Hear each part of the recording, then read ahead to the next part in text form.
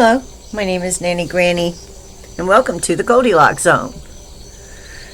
I am making this video because I want to talk about who's to blame for the government shutdown. A lot of people just don't get it. I just keep hearing it again and again. It's Donald Trump's fault. It's the conservatives' fault. Whose fault is it? Let's blame the communists. And that's what this video is about. You guys are looking at this, what is going on, as the fault of the United States of America and our capitalist government. That is not true. This video blows that theory all apart. The reason why this is happening because we are under attack by communists, and we have been for a very long time. And the Marxist playbook says, destroy the economy of the enemy.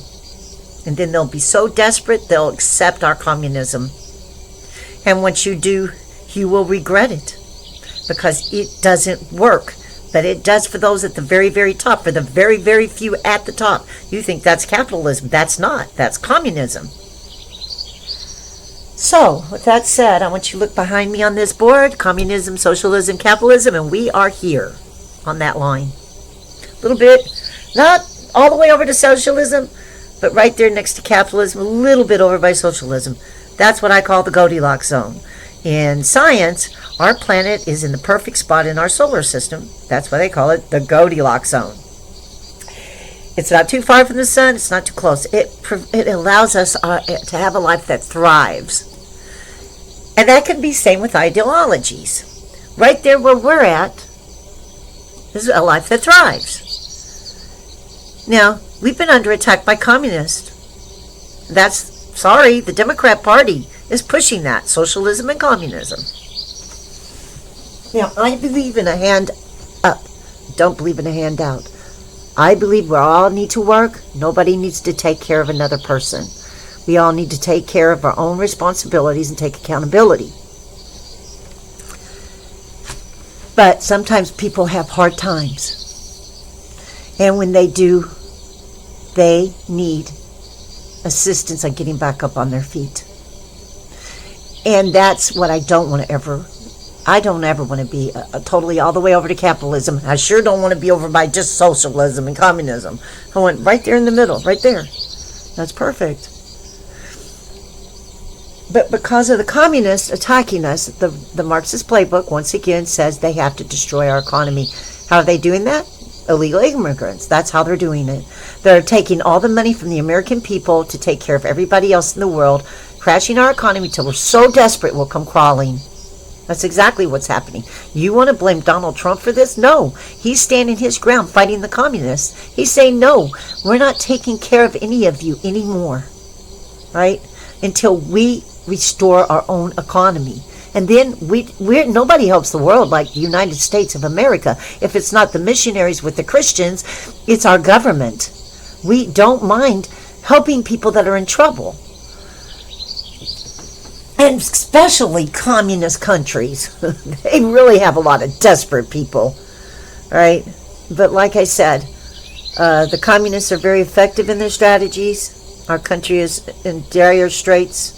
And now they are saying we have to feed the world. We have to provide money for the illegal immigrants. Health care, I think it is. And anything else that they need. Even to our own detriment. Or they're going to make us pay. They've held us hostage. They're the ones causing this problem. We don't want this war. We don't want this government shutdown.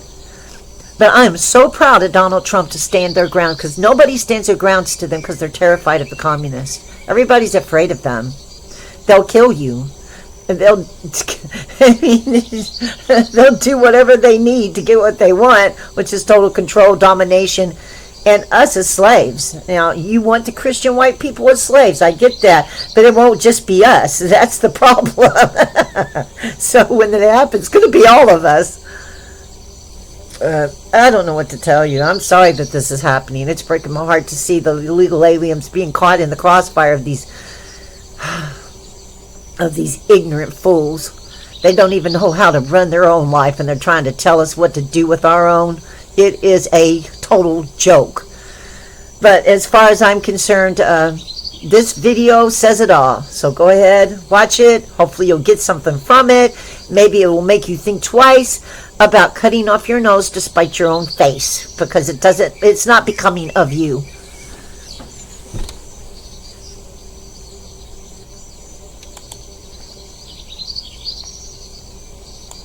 Why can socialism never work? And when I say never work, I mean it's pretty much impossible. But first, let's define our terms.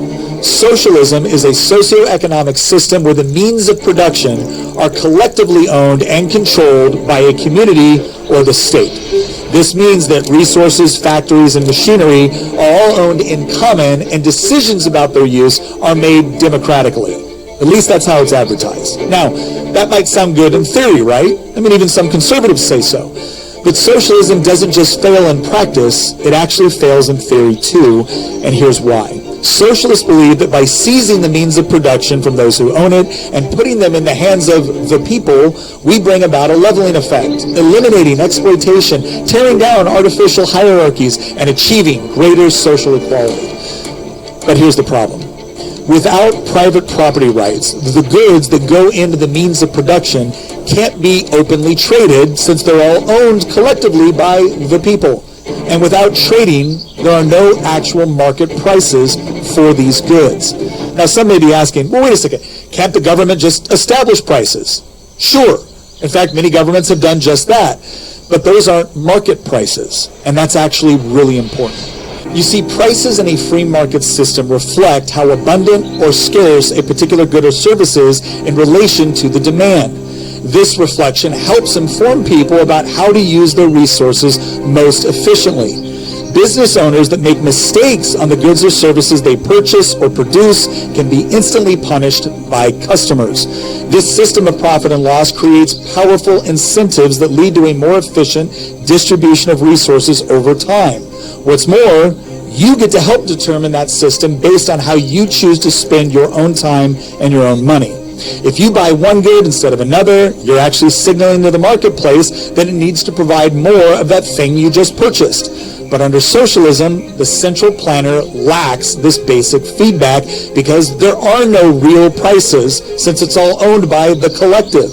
This is why countries like the Soviet Union, Venezuela, and North Korea have all experienced catastrophic shortages of everything from oil to toilet paper, because central planners were allocating resources not based off of consumer demand, but government edicts.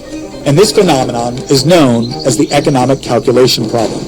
It's a challenge that no socialist philosopher, political party, regime, or economist has ever been able to solve. Not because they haven't tried, but because it's just not workable. And this problem doesn't even get into the ethical questions about socialism. Because in a system with property rights, who gets to use a resource is determined through ownership.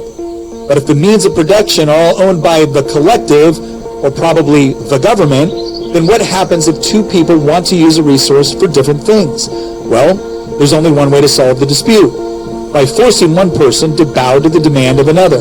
So, how do you get in a position to make sure that you get what you want?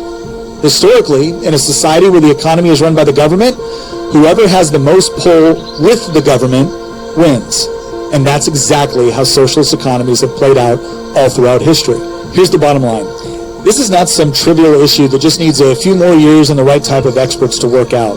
This is something they've tried to contend with for centuries. And the reason why it doesn't work is very simple.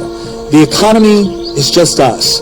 It's people working in voluntary cooperation and competition with one another to deliver the goods and services that people demand. And when you take the people out of that equation and replace them with a room full of politicians and bureaucrats, the results are not just bad, they're catastrophic. Do you have a why you would like us to answer? Go into the link in the description and pose your question, and maybe the next Why Minutes will be dedicated to you. Why? So thank you for taking the time to listen. He's really he's got a great channel, and he talks about really important issues. But he's right. They've tried again and again. I even have family members that live in like Mexico, and they say the reason why communism doesn't work is because of the United States hasn't accepted it. So for it to work all over the world, we have to accept it. No. It is an ideology that just don't work. It's like going, I'm going to go live on Pluto, or I'm going to go live on Jupiter and have an abundant life. No, you won't. Capitalism with a little dab of socialism is like going all the way over to Mercury and saying, I'm going to live there and have an abundant life. No, you won't. Things are going to really go bad for the people. So, ever since I was a kid, I've looked for ways to heal the planet, to heal the earth, to unite us. When I became a Christian, I realized Jesus was one step ahead of me. But I really feel bad because I know these young people, they were me. I just wanted a better world. It broke my heart to see all the poverty and hunger and the pollution. And, I just wanted to make a better world. I had the right key, but I had the wrong keyhole. All right. We have it good here in the United States, in these bad lands. And we have it good here. And it's not because of Bruce Springsteen. It's because we fought against communism for so long. Right? We have fought against them for so long. And now we're really fighting against them. And you on the left are in the way. You are supporting this ideology that won't work. And you're bringing us into even more poverty. Right? We're going to get rid of the communists out of our country. And if you're supporting that, just go with them. We don't want to hurt nobody. I know there's some that probably do that really had enough of you guys. I don't, though. I just want to see you turn your life around and join us and stand up, because this should be happening all over the world. Countries all over the world are seeing that this ideology don't work, and they're looking at Donald Trump as an ideology that does work. It works because we have that balance. We're in that Goldilocks zone. And it's bringing a life that thrives. So I hope this can get out there to the people. I hope it can talk to anybody, make a difference.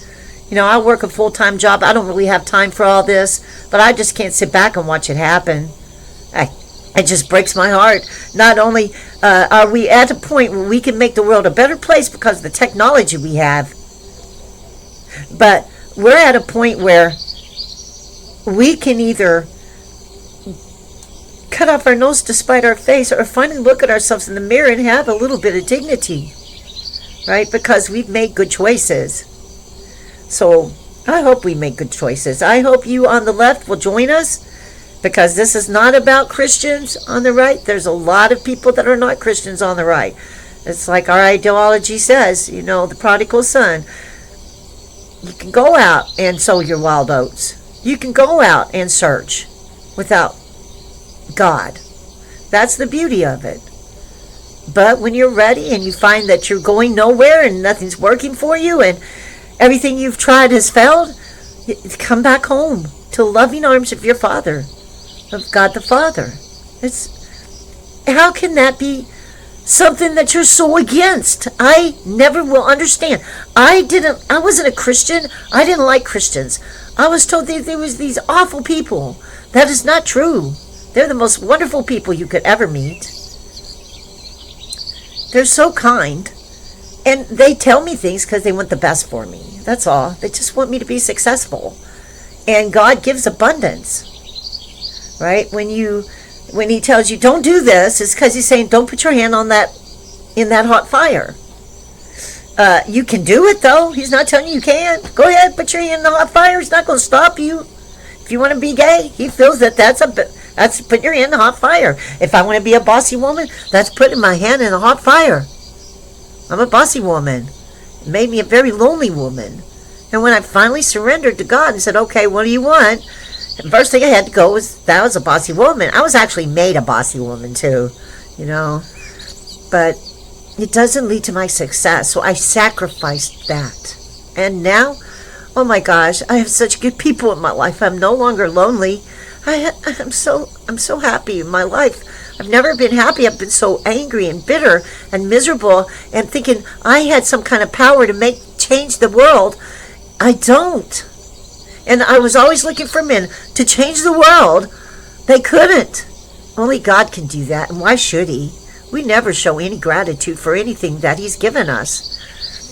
No, it's not a Big Bang Theory. Even Einstein says there's something. He said it's just too perfect, all of it.